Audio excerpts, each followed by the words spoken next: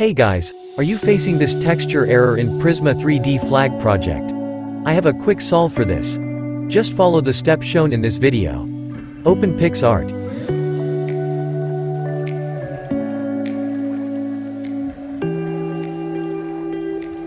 Choose the picture provided in description. Click on Add Picture. Resize your picture to the black line.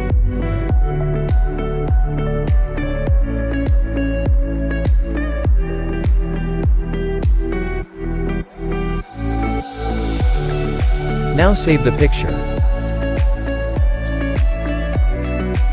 Open Prisma 3D.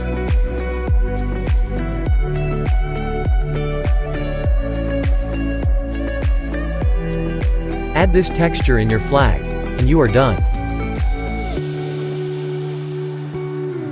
If you want Prisma 3D without ads, wait for next video.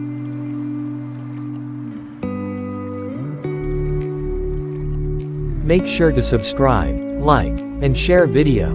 Thanks for watching.